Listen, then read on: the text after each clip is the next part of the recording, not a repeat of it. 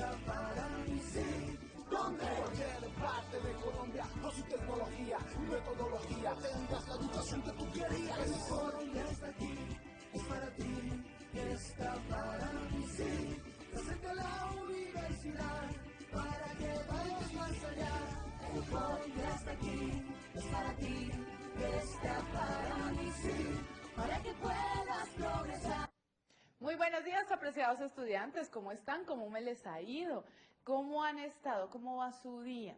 Yo sé, los sábados en la mañana hasta ahora es un poquito difícil, pero pues con toda la actitud positiva para iniciar un nuevo día de clases y pues para trabajar en forma. El día de hoy tenemos la grata presencia y compañía de la profesora Claudia Mora. Profesora Claudia, ¿cómo estás? Buenos días, feliz de estar aquí. Ay, me Vamos encanta. a aprender mucho sobre currículum. Y vamos a hacer muchas preguntas corchadoras, ¿cierto, apreciados estudiantes? Bueno, pero antes de iniciar y antes de se borró el fondo, bueno, y entonces antes de pues, ver la cuarta sesión, quiero que ustedes tengan presente una cosa, apreciados estudiantes, y es que no están ingresando a la plataforma. Solo estoy encontrando 2 o 3 participaciones en el foro. Entonces voy a tener que utilizar unos castigos. Y no, pues no me gustaría pues esa temática porque la idea es que ustedes se conecten y participen. Pues quiero darle una felicitación a Lorena y a María José porque siempre participan y pues están muy juiciosas, atentas al tema. Entonces necesito que por favor lo tengan muy, pero muy presente. Bueno, de la pregunta orientadora el día de hoy, la pregunta orientadora es ¿cuál es el currículo de su institución? Justifique su respuesta. Pero ¿cuál es el currículo? No significa, perdón, ¿cuál es el tipo de currículo de su institución? Me faltó ahí el tipo. Pero pues estará bien redactada, está bien redactada en el foro para que participen. Recuerden que esto lo vimos en la clase pasada, en donde les muestro las características de la política de calidad en Colombia frente a la educación. ¿Se acuerdan que hablábamos que un antes y un después, un antes en el 94 y después del 94 con la Ley General de Educación, hubo unos cambios, unos procesos con el decreto 230 del 2002, empezaron a generarse los referentes de calidad, los lineamientos, los estándares y las competencias a la fecha. Entonces, ojo con esas características porque a veces se nos olvidan. Entonces, ¿qué pasaba antes del 94, profe Claudia?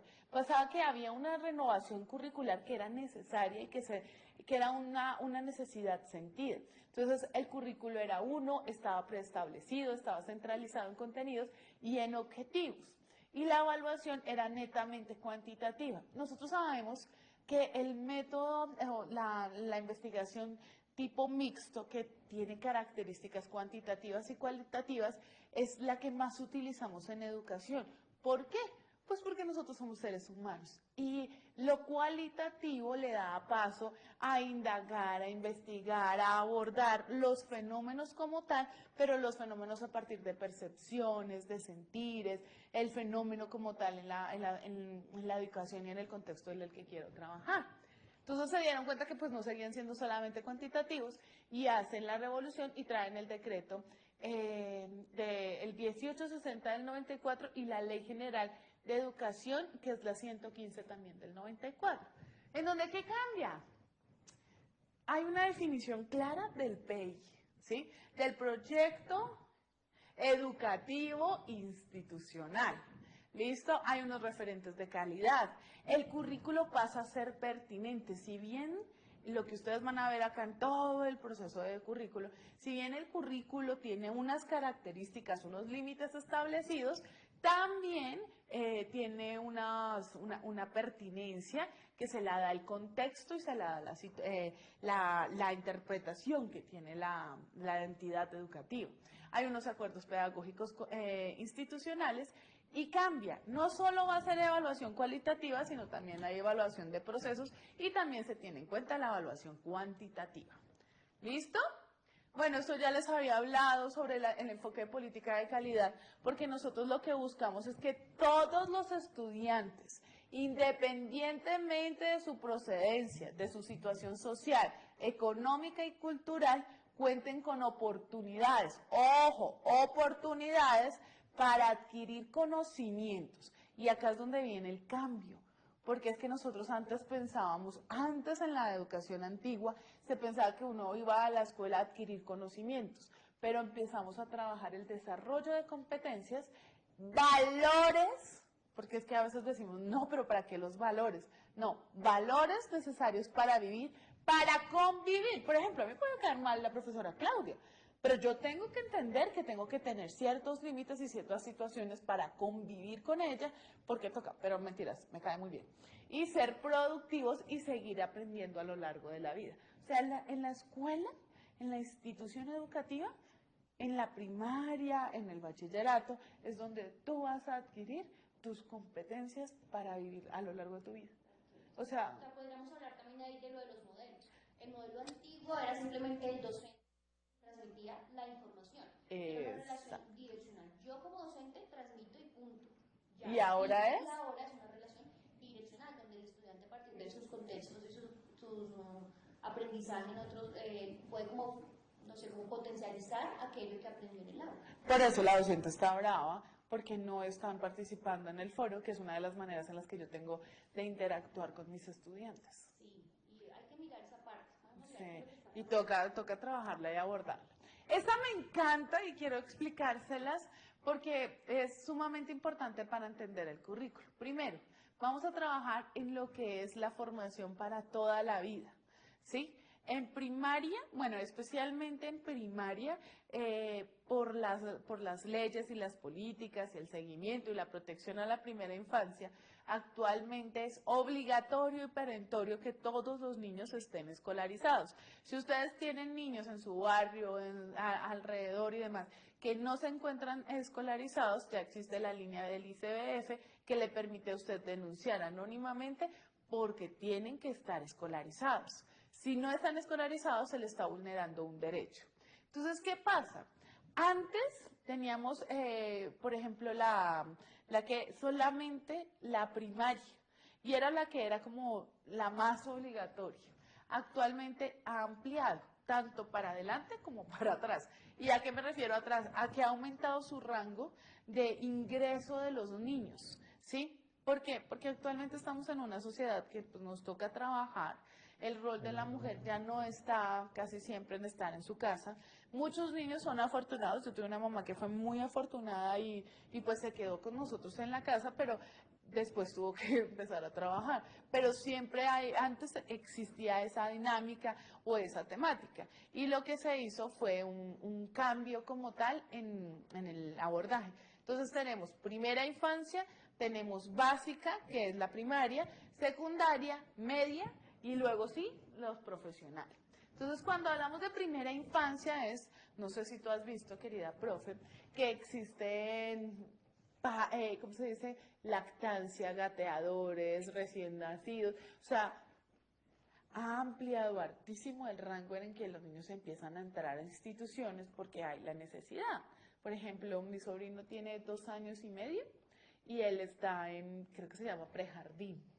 Sí, ya inicia su etapa escolar desde más o menos los 2 años, y, Ajá. si no es antes, porque hay muchos jardines donde los niños ingresan desde los 8 meses, 6 meses, entonces sí, se amplió el rango de edad.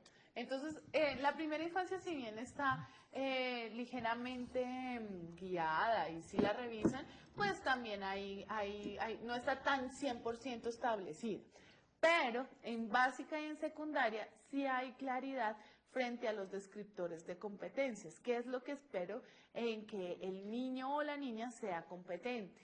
En primaria, en quinto, van a tener algo que se denomina las pruebas Saber 5. ¿Qué son las pruebas Saber 5? Son unas pruebas estandarizadas cuantitativas para medir conocimientos, para medir competencias de los estudiantes que están en quinto. En secundaria y media, ustedes van a decir, pero ¿cómo así secundaria y media? Claro, la secundaria va de sexto a noveno y la media va 10º y 11, ¿ok? Para ser un técnico o un tecnólogo usted puede tener noveno, pero para hacer una carrera profesional usted tiene que tener hasta 11.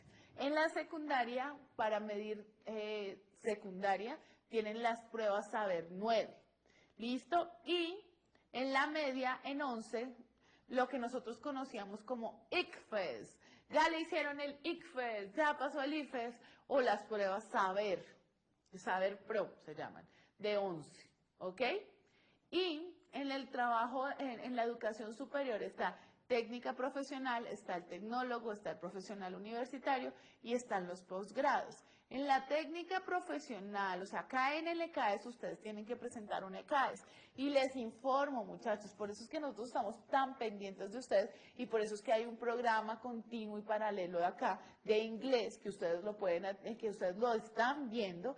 ¿Por qué? Porque en el ECAES va a definir, o sea, esta prueba cuantitativa para los que son licenciados en pedagogía infantil tienen que tener B1 y para los que son licenciados en inglés tienen que tener C1. Y si ustedes no saben de qué carajos estoy hablando, se los voy a explicar así, acá en vivo y en directo. A1 es básico, cuando usted aprende a decir hello, bye, chao, chao, me morí, no entendí qué hice. A2, usted ya tiene unos conocimientos y empieza a tener la capacidad y la competencia de tener una conversación y de entenderlo. En el B1 se supone que usted puede entender, leer y tener un desarrollo fácil en inglés, ¿sí? Con lo básico, con lo necesario. Ese es B1. Esos son para los licenciados en pedagogía infantil. Pero C1 es que usted ya puede, mejor dicho, tiene que tener casi el TOEFL. Porque usted ya tiene que tener la capacidad de hablar, de entender y de conversar fluidamente. Y la evaluación es reading, que es escritura, listening, que es escuchar, está reading, que es leer, y está speaking, que es hablar. O sea, no es solo que yo me voy a poner a hablar, sino que les evalúan los 4 componentes. Entonces, si ustedes no tienen eso, si ustedes no obtienen la nota necesaria para esto, ustedes no pueden graduarse. Tienen que esperar hasta el siguiente año para volver a presentar el ECAES y ver si lograron tener la nota adecuada. Entonces, no sé, paso por acá lentamente y les recuerdo que tienen que cumplir esto. La importancia de tener unos hábitos de estudio que nos refuercen, que aprovechen las competencias, desarrollen las competencias a través de su cuerpo docente, de su plataforma, que aprovechen esos espacios, porque el curso de inglés nos brinda todo esto y la idea es poder terminar nuestro pregrado y ser unos excelentes profesionales en el área de la docencia. Y entonces acá ustedes tienen que ver qué. Pues eso es importante, ¿no? O sea, yo pienso que los hábitos de estudio son vitales, pero también tener claro qué es lo que yo quiero.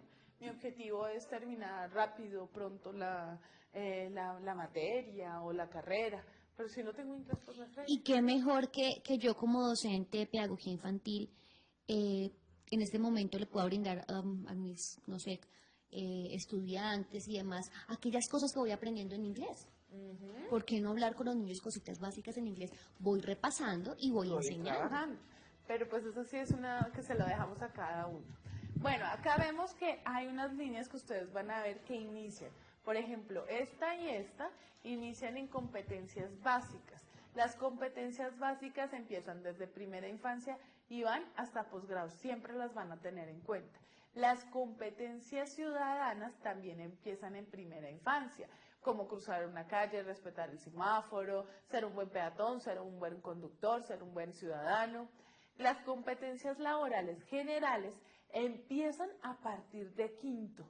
Si se dan cuenta, acá ya en la última empiezan a generarse y a potencializarse. Y las competencias laborales específicas profesionales van desde la secundaria. ¿Ok? Ahí es donde empezamos a trabajarlas. Por favor, téngalo muy, muy, muy en cuenta para las características que de pronto a veces se nos van. Ay, muy bien. Oh, no sé qué pasó. Vamos a ampliarlo. Listo. Acá les mostraba los referentes de calidad. Tenemos los estándares. Tienen que ver que están estándares, modelos, lineamientos y orientaciones. Hay una evaluación que se le hace a los estudiantes, a los docentes, a una autoevaluación. Lo que ustedes están haciendo en este momento del bloque anterior.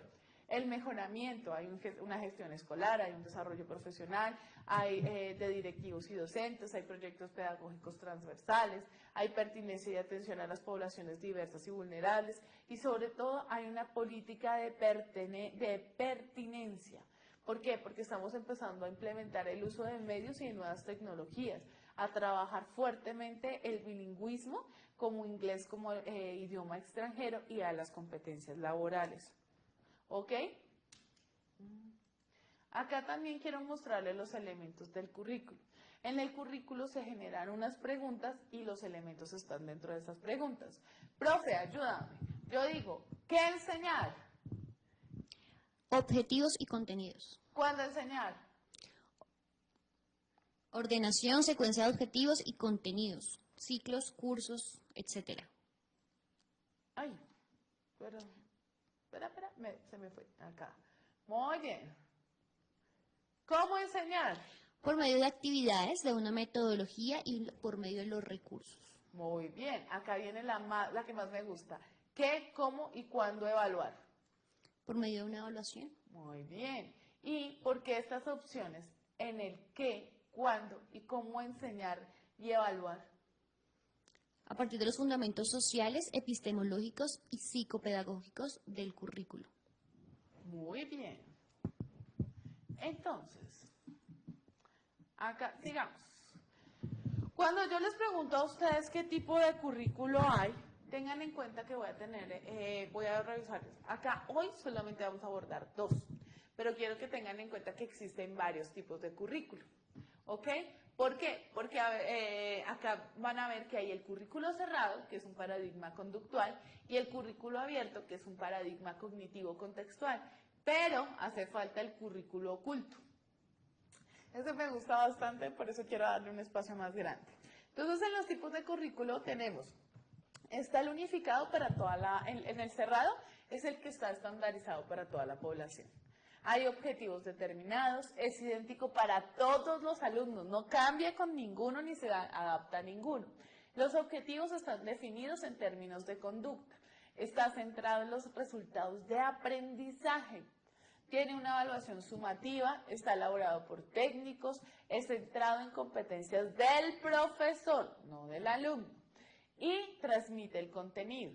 ¿Qué quiero que tengan en cuenta del currículo cerrado? Porque a veces nosotros no lo vemos, y es que sí existe.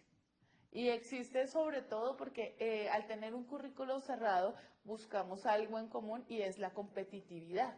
Entonces, todos esos colegios que el mejor ICFES, el mejor en la ubicación a nivel nacional, el mejor no sé qué, están buscando, obviamente no podemos generalizar y juzgarlos a todos, pero buscan mostrar esto, ¿sí? Y es algo que vemos, que ellos están centrados es en el resultado del aprendizaje.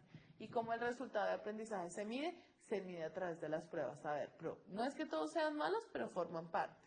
El currículo abierto o paradigma cognitivo contextual es un poco más difícil de aplicar en las instituciones porque requiere tiempo, requiere adaptación y sobre todo cambia.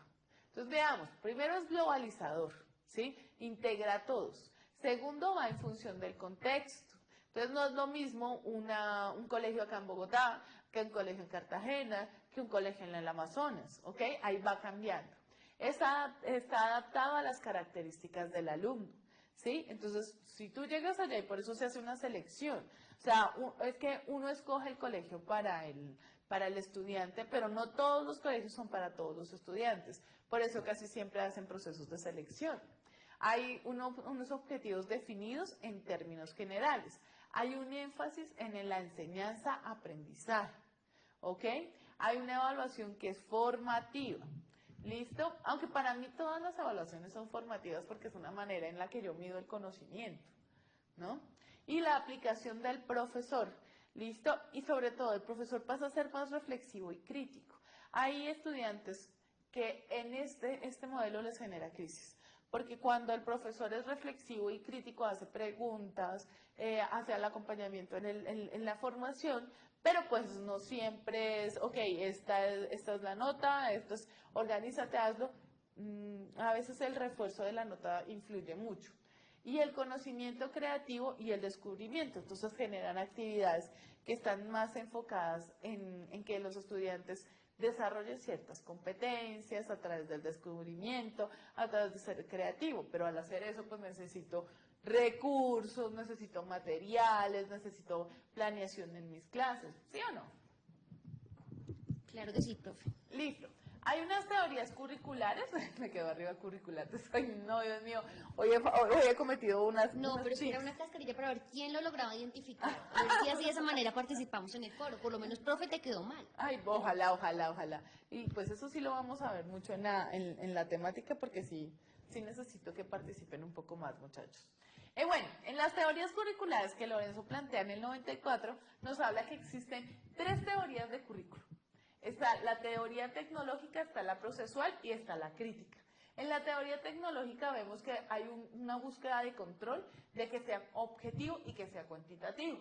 En la procesual hay una característica que va más a lo interpretativo simbólico, buscar el consenso personal, los valores y tiende a ser subjetivo práctico.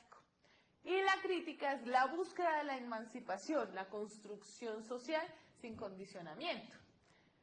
Vuelvo y les digo, no para todas las instituciones influye de la misma manera y no para todos los estudiantes influye de la misma manera el desarrollo del currículo. Entonces, vamos a ver el tecnológico. ¿Qué dice el tecnológico? Que es muy condicionamiento, o sea, está muy enfocado al condicionamiento, es estímulo-respuesta y de la parte al todo, ¿ok? Es muy guiado por nosotros los psicólogos. Tiene un proceso de programar, realizar y evaluar, así se mide la enseñanza. Es muy interesante esto porque si yo me organizo y sé que voy a trabajar y cómo lo voy a trabajar, lo ejecuto y de esa manera lo puedo evaluar, ¿sí? Se requiere mucho lo que es que sea medible, que sea cuantificable. Ay, perdón. Ya vamos con ese. Entonces, se mide mucho que sea medible, que sea cuantificable y no se basa tanto en la dimensión histórica, ¿sí? En la teoría sociológica. Es importante la parte histórica para que el currículo tenga un impacto en la comunidad. Eso lo hemos visto en clases anteriores. El proceso técnico para que el alumno consiga los resultados están preestablecidos. Entonces volvemos a lo mismo. Los objetivos son como el cómo voy a lograr esto, los pasos. Hay unas actividades, hay contenidos y hay una evaluación, ¿no? Y pues tiene unas críticas, porque consideran que el profesor es el consumidor, es el que brinda la información, pero que no hay un trabajo bidireccional, que los resultados tienden a ser lineales y que se descarta la cultura. Y pues eso tiende a generar repercusiones.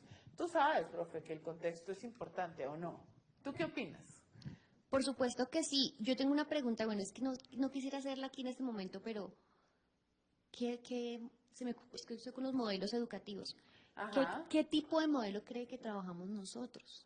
Ellos como Ah. estudiante, ¿qué tipo de modelo cree que implementamos nosotros desde acá? Ellos lo debieron ver en pedagogía infantil, si no estoy mal. Y sobre todo hay una característica que les he enseñado a los estudiantes y es que cuando llegan a una institución, bien sea a trabajar o a estudiar, tienen que siempre poder ver o acceder, 1, al currículo, 2, al modelo pedagógico y 3, al PEI, al proyecto educativo institucional. Por calidad, casi todos estos documentos están en la web, en la página de la universidad, pero casi ninguno le gusta leer.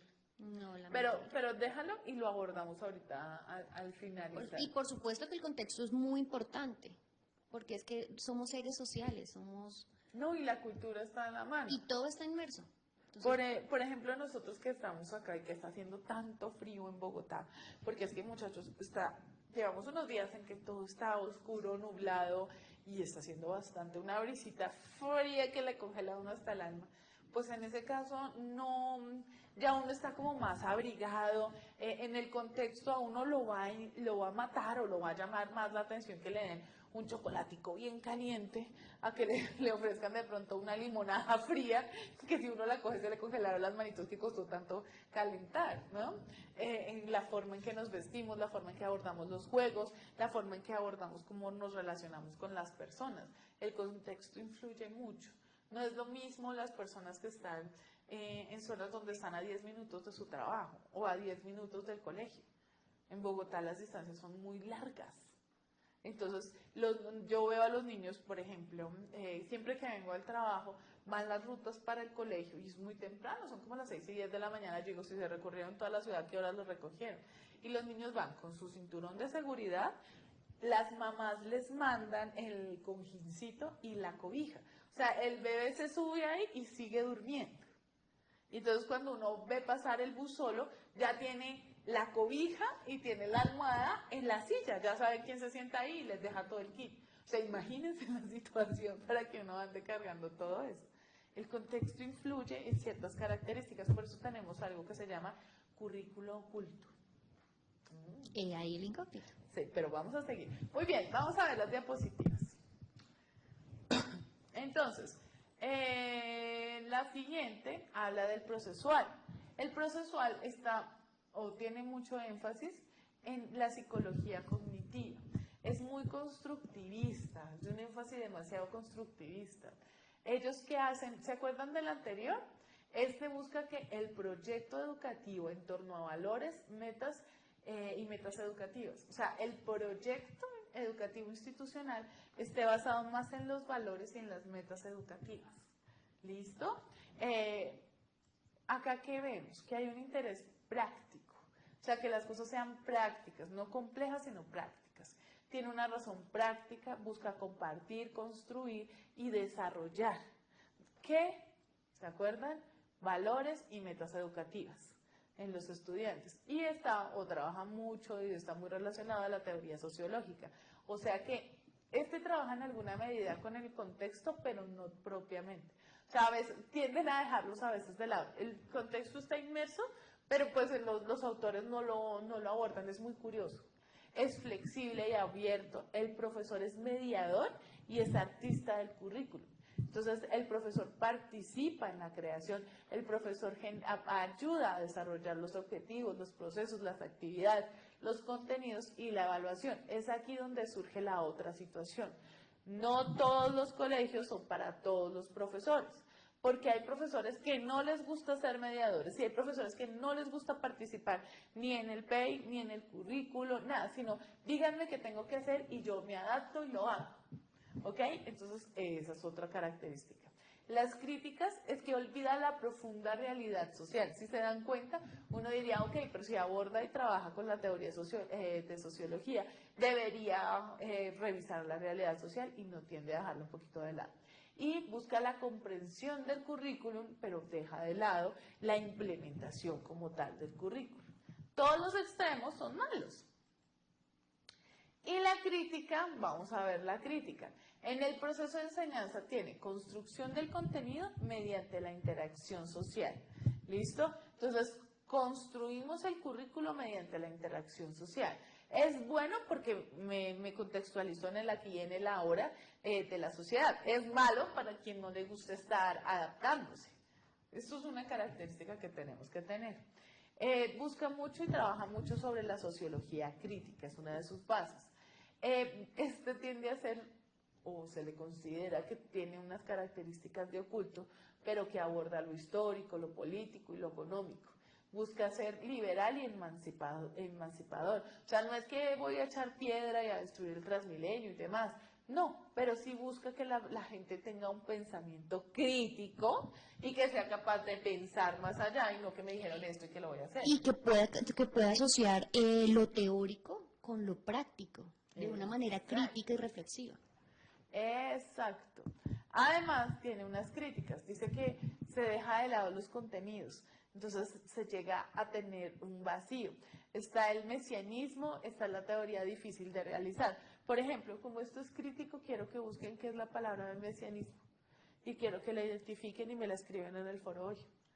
Quiero que hagan eso. A veces uno les da todo masticadito. Y ustedes tienen que investigar un poquito.